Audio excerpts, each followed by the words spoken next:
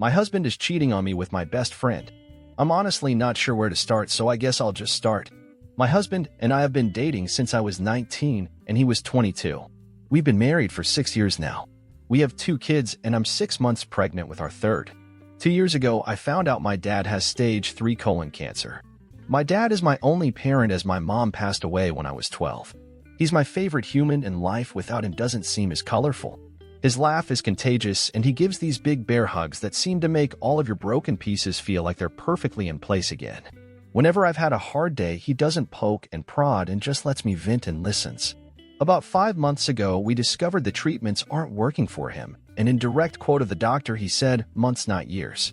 Since then, he's gotten progressively worse and now is losing memory. He looked at the dog he got for me on my 21st birthday and said, "Wow, that's a nice dog. Where'd you get it?" My husband has been my absolute rock. He has been there for me, holding my hand and helping me through this. He's been so loving and attentive to both my kids and I. Don't get me wrong, I'm a mother first always. I don't allow myself to wallow. My kids are still loved, cared for, played with, and I haven't let my load slack around the house. Once my dad got his updated prognosis, my husband encouraged me to quit my job. About a month later, we discovered we were pregnant again, and I still hadn't let go of my job. I kept holding out for some reason. After finding out I was pregnant again, he assured me it was still okay to quit my job, that honestly it would save us a small fortune on daycare costs anyways. So I did. I quit my job. My best friend and I have been friends since diapers. Her family is like my family and vice versa. My mom and her mom grew up together.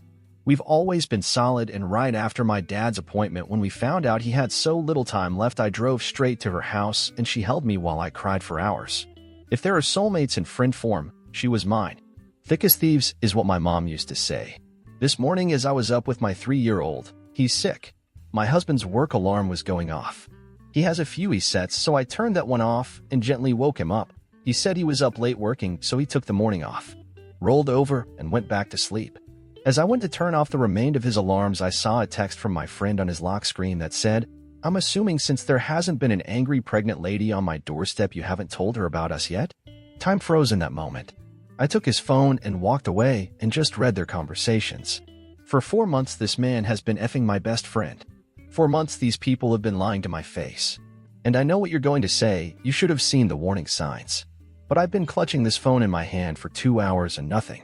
He has been so loving and attentive to me, but he always has been. So kind and gentle. There has been no late-night work nights except for once in a blue moon. There has been no lingering touches between them or even glances.